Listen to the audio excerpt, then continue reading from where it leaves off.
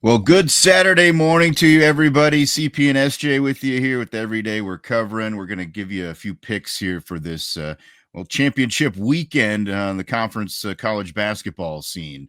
Lots of good games, obviously, that have been played so far. We've had a few exciting, last minute buzzer beater type situations. Hopefully, we get some more solid games here today. SJ, it's been a pretty good run here so far, and it's definitely getting us built up here for this big dance on the way. Yeah, we got a little bit of a different beverage in front of us here, recording in the morning hours, doing the coffee thing.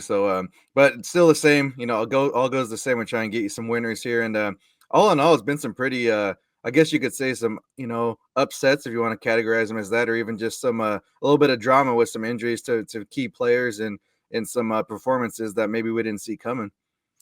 Yeah, there has been, definitely a few storylines along the way that have been surprises, and we'll talk a little bit about that here.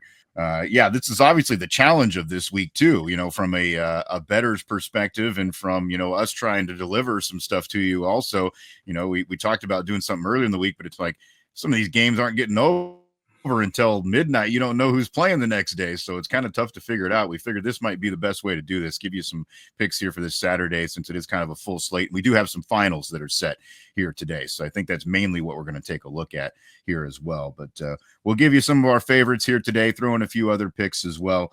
So let's get into it. We'll start here, and I know one conference that you were taking a look at, SJ, was that final that's going on in the Big East. Creighton taking on St. John's. Both teams have kind of found their way there. Creighton a little bit more scary at times for them to try to get to this point, but they found a way to make it there, and it should make for an interesting matchup today. I mean, I've never been like a East Coast guy, or like, I know a lot of people have a lot of New York sentiment, just love the place. That is not me, but at the same time, this is a bit of a throwback when you consider like a St. John's in the Garden. Like that's kind of like a, just almost like a, as much as you can remember going back, even at our age and beyond that, people older than us. It's like that was kind of like a given, like them, Syracuse, Georgetown, just tearing up that floor there in Manhattan. But I mean, this that kind of gives you that feel, and just to me, it's like I get that maybe they're not like the most aesthetically pleasing team, and people want to see the three ball, left and right, and that's not St. John. So, but to me, that's more like I like teams like that are going to get in your ass and play hard defense. And I mean, for me, what would I rather have? Someone that can, get a dunk when they need it, or a layup, or chucking a 20+ foot shot. I'm taking the dunk and the layup. Like I've always, I mean, and I'm like, I've always, when I played, or when I've always been a shooter myself, but I'm just like the dunk and the layup. You can't freaking. I mean, what's stopping that if you're consistent with it? So I like those type of teams that just play physical. And honestly, just kind of going back to what I led off with, just it's hard to picture a team when a St. John's team is rolling to do anything with them. The one thing that gives me a little bit of pause there, and I was like, nah, I don't know about this, is the 6.5 spread that I got when I looked at it. It seems a little high for a conference championship, but at the same time, if St. John's is to win, it'll probably be a type of thing where they kind of just wear them down and maybe pull away late, similar to what they did. Because I mean, that Marquette game was close there in the semifinals, and then all of a sudden they just a couple turnovers. Marquette had missed a couple shots, and they're double digit under, or they're down by double digits. So I can see that one playing out maybe like this. So I'll take that 6.5. I'm not super confident, but I just think that team's kind of a. I don't know if you want to go as far to a team of destiny yet, but they're definitely kind of just they're putting it all together, and they look very tough to beat, especially in that setting when you just have to bus across town, if you will, basically a home court advantage. Then that place gets raucous when they're in there. That is fun to watch. I do like that, even though not being an East Coast guy, I love those freaking wild crowds. Like you can't really beat that. Yeah, that's a 5:30 game on Fox, by the way. If you're looking to set your schedule here today, I kind of lean with you there. That wasn't one of the ones that I like picked that I was like super looking at confident wise, but that it's hard not to lean that way, especially because Creighton's probably a little bit worn down too. I mean, they've really kind of grinded it out. They had that huge comeback there against DePaul to survive and advance. So sometimes it takes a little bit out of you by the time it's all said and done. So I could see that being the case today. Well, they're even relying on guys that they haven't been all season. Not saying that they can't continue to do so, but I mean, you look at like a Green, or the player from overseas. It's just like, not saying they're not good players, but it's like it's different when you get to the to the nut cutting time, if you will. It's it's a little bit different of a game there. So we'll see how that plays out. But that would be another thing I'd probably lean to St. John's. This they have more of a proven. Their lineup's been their lineup since almost the beginning of the year, basically. So. So that's Big East. So I'm going to jump over here to the SEC. I had a game in the SEC semis today that I really like. Tennessee's playing Auburn, Alabama's playing Florida. So those are the two games on the docket, noon and 2:30 today on ESPN. But that first game, there's a couple of things that I like looking at that game. So I don't know if you maybe would want to put these things together. It always gets a little bit hairy when we're hoping on two things in the same game, but I do like the way that Auburn matches up in this game, just because they have been playing, it's been a little bit iffy, I guess, for them at the end of the season, but this is kind of, again, that nut cutting time, as you said. You expect the best out of the teams that are the best. And I think they've got probably a chip on their shoulder to show that, hey, we're still one of those top dogs. We're going to go out there and take care of business today. So I would lean towards them. The line's at 5.5, which is maybe a touch too high that I don't like, but I think that they'll still get there. Same thing, maybe a late couple of buckets in this one to pull away. And then the other thing that I kind of like in this one as well is looking at the over in this game. The line was only at 140.5, and that was one of the lower ones I saw on the schedule here today. And these are two teams that certainly can put up a lot of points. So I'm not really sure why that line's trending that way. You look at it in an 84 average, 75 average between the two teams. So I would feel pretty good about looking at that over. So maybe put those two together. That's one I really like in that league. Yeah, I mean, you mentioned a total. I like the total, but in the other game with Alabama and Florida, and I mean, I know these teams can light it up. They've proven time, but 175 and a half that, and it's went up. Earlier it was 173 and a half when I first caught it, and I check again, just to get the last minute number if it goes better or worse. And for me, it's better because I've gotten 2 points within about an hour's time. So obviously, a lot of people are thinking it's going to hit that number, which it's not impossible. This isn't a heavy confidence for me, but I just think in a college game like that's getting really high. In this, I mean, I expect it to be a pretty hotly contested matchup. It's not going to be unlikely to be a blowout either way. So with that in mind, you figure usually a closer game or less points when it's that close of a matchup, and the teams are that are both very competitive teams. So I just don't see that. I mean, you're gonna need like a 90 to 88 type of game or something like that to get over that number. I don't know. I just, unless it goes to overtime, I feel pretty confident playing the unders on that one. That's just nothing against the teams, of that is just a high number.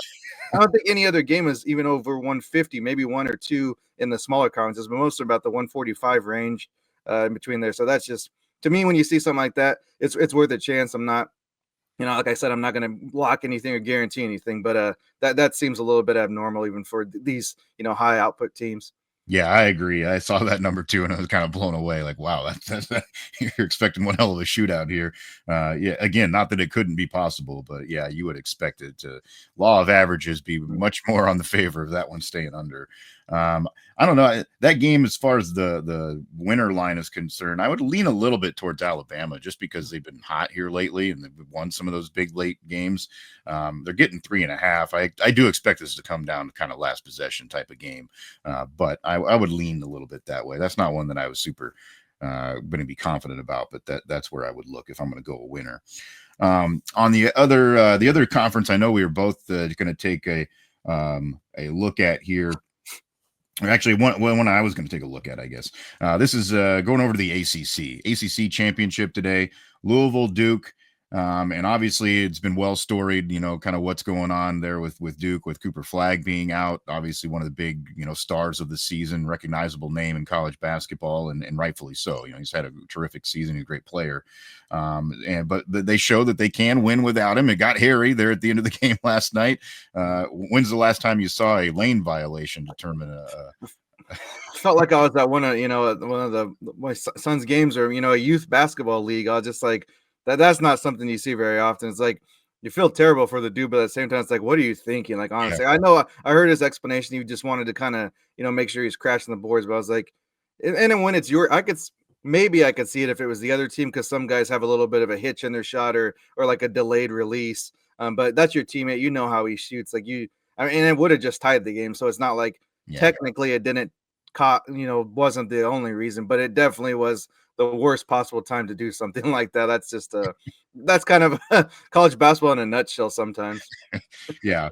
And I think because of them obviously dealing with some things, they are overcoming, but This is a good Louisville team too, who also has had some, gratuitous bounces go their way. So they're kind of riding a wave of, it just seems like it feels right for them right now, the way the ball's bouncing, and they're getting 6 points here. So I feel like you definitely go Louisville here on this, at least taking the points.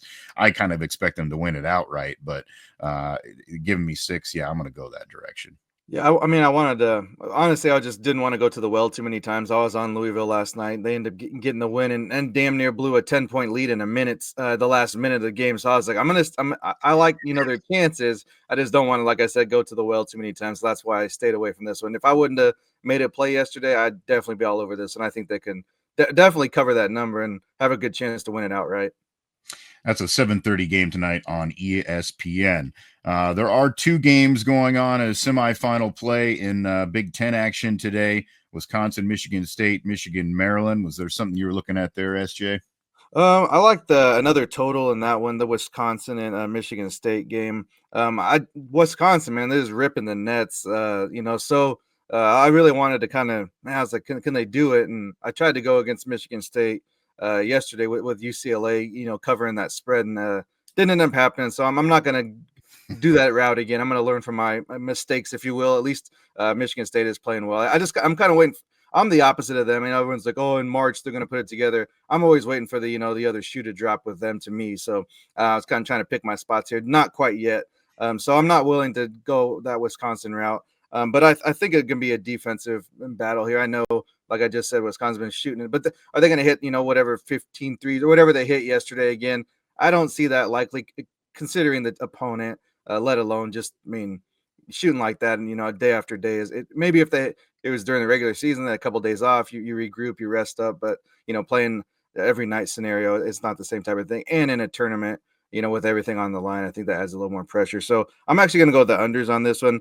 145.5 was the total I saw. So I think it'll be a good game, close game still. I guess I would probably lean Michigan State based upon my previous comments. But I think it'll be a more of in the 60s type of game, maybe a 70-68 type of final, and then we'll be good with that. So I'll take the unders on that one. Yeah, I think you're right. I was looking at the scores from those Big Ten games yesterday, and the winners, yeah, all did hit in the 80s, which is unusual for Big Ten teams. But you just always feel like when it comes to Big Ten play, down to the nitty gritty, it's going to go the other direction. It's going to turn into more defense than offense usually, and that's kind of what I expect there too. The other game, I do like going with Maryland in the other game. By the way, they're getting they're favored by 5, so I mean that is a little bit of an ask for a team that's not necessarily, I guess, always the perennial favorite, so to speak. But they're playing well right now, and we've talked about before even the tournament started. This was a team to look at just because of the pieces that they have, the puzzle, and I mean they looked impressive yesterday. I think that they've got kind of everything firing on the right cylinders, and I think they take care of this Michigan squad today. So that's one that I would go to in that route. That's by the way, noon and 2:30 for those games on CBS today for Big Ten. Yeah, they're one of the few teams that can, at least on paper, height-wise, match up with Michigan with the centers there. But honestly, I'd give them the advantage because we talked about before, their bigs are actually can move and they're athletic and they can even shoot and handle the ball. So yeah, Maryland, that's almost like a nightmare matchup for almost anybody. I mean, there's probably a few teams out there can maybe, at least athletically match up with them. Doesn't mean they're always going to win, but at least you can put the same athletes on the floor. But matching up with them and just, having to not, help in the post or play some type of matchup zone or anything like that is almost impossible for most teams. So I do give them an edge. And honestly, I think Michigan kind of maxed out last night. I was surprised that they took care of Purdue the way they did. Not that Purdue's the Purdue of last year, but even still, I thought it'd be much of a closer game, and they especially in that second half made it look pretty easy. Yeah. There is one other championship game today, and that's in the Big 12 down there in KC. 5:00 on ESPN, Arizona taking on Houston. I don't have a huge, strong feeling about anything here in this game, but I did want to say that if you're going to go with a point line here, I'm kind of leaning a little bit towards Arizona because they're getting 6.5. And I just feel like this is going to be a game that stays close. Houston obviously is very solid, and I could, if it's going to go wrong the one direction, I do see Houston maybe pulling away if Arizona goes cold, because they have been known to be a little bit up and down as far as the offensive consistency is concerned. But the way that they were shooting last night, and Love seems to be in a groove right now, and he's kind of the cog that makes Arizona go. If he's playing at least, 3/4 of the way he was last night, I think that keeps them in this game and hanging around. So I'm going to lean towards Arizona getting that 6.5. Again, I could see it going the other way, but I just feel like this is going to be one that kind of comes down more to the wire. Yeah, I mean, they did have a hell of a battle last night too with Texas Tech. So, I mean, if anything, you could say, well, maybe they were up, but also that's got to be a confidence boost because I don't think a lot of people are picking them to get out of that game, especially the way that Tech have been playing as of late. So that'll be a fun watch there. And except the court may be like by now I guess people should have adjusted, but still like I don't maybe in person it's amazing. And I didn't even realize at first. I guess it's got a bunch of the Roman numeral 12s is what the design is when you zoom in, but which clever. But I was just like, man, when I first saw that, I was like, man, Oregon's hosting the Big 12 this year. That was my first thought. Yeah, it's not been a fan favorite, that's for sure. I don't think if you would ask the overwhelming public sentiment there, not a good look. Hard to watch. Some people have been, I think, turning the channel if the game isn't good enough. It's easy one to turn away, not look at anymore. So that's the big slate for the college games here today. So should be a lot of fun. Again, we hopefully gave you some leads there on some stuff that maybe is good to pick here today on this championship weekend. Obviously, there'll be a couple more of those title games then to finish things up on Sunday, and we'll get to our selections and know who's in the big dance. And of course, we'll talk about that on the regular podcast. SJ, I knew you wanted to give a little shot here at throwing out a fight pick here today as well. Yeah, we'll give you one more just in case someone is a little later in the day and they're sleeping in, and maybe they started the St. Patrick's Day celebration early last night and they're not able to get these basketball picks in time. Going over to the UFC, it's not a great card. It's one of those they got their Apex site on site there. Just a couple fans in there, and it's kind of just like an empty room. So these are never that great. But in the main event's a decent matchup. Roman Delice is who I'm going to go with. He's actually the underdog, but not terribly. I mean, plus 130 is what I'm looking at right now against Marvin Vettori. It's actually a rematch. They fought to a decision, which Vettori won in 2023. So almost about 2 years ago coming up on now. And interestingly enough, Delice has won twice since that fight.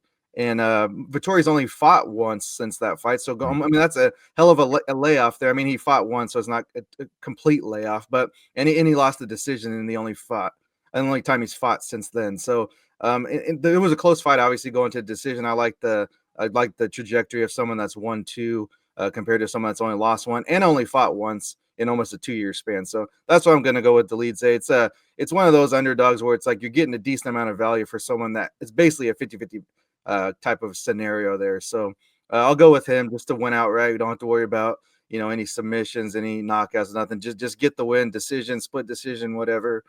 Get your hand raised, and we'll be good on that one. So that's about it. I mean, there's a couple other fighters, people watching like up and comers, but nothing really great there. We'll wait for the next pay-per-view to do any more than a one pick on this card. All right, it's a little bonus fight action there for you. Hope everybody's locked in and enjoying everything here this St. Patrick's Day weekend, the Selection Sunday weekend. We love this time of year. We do have some fun stuff on the horizon for you too as well. Of course, we'll always give you the invitation. I've been running a March Madness pool since I can remember. We'll give you the opportunity to get into that as well if you're a fine listener and like to get into some pools. So we'll tell you about that. We're also going to do something a little bit fun as far as the beverages are concerned. We're going to get a little bracket put together here for you. We're going to call this thing Parched Madness. So we're going to have a little battle of the beverages here. I think we're going to more go for the styles. We're going to have matchups of the styles. So it should be a little fun. Be on the lookout for that. We'll give you more details, obviously, in the pod and then released on socials as well. But SJ, always good to have a little extra fun thrown in there. Yeah. Taking a peek at that, those matchups there, looks like we might have a couple underdogs, a couple Cinderella stories coming through there, and this is like a type of committee you'd probably want to be on because I'm guessing you probably have to do some sampling, to do some seeding. So they might have been, that might not have been able to walk a straight line when they came out of that meeting, but I'm sure it was a hell of a good time there, slamping all those beverages. Yeah, that's the meetup you want to be at for sure. So we'll get that out to you again. Make sure you like, subscribe, get the notifications here on this YouTube channel so you can get these picks every week. And obviously, we'll have plenty of stuff to pick coming up here with the tournament getting started. And then, of course, like and subscribe and share the podcast. Available on all the major platforms, including our host at Spotify. But just search Every Day We're Covering, and you'll find find it, and we'll get all that stuff out to you. You see the handles there. Follow us on Twitter. We'll get picks thrown out there also for you from time to time and other days that we don't have these videos. So make sure you're following along, having some fun. Hope you have a great rest of your weekend. Hope you get some good picks in here today. That's SJ Munoz. I'm Chris Parks. Thanks for joining us for another round of picks here on Every Day We're Covering. We'll see you next time for some more covers.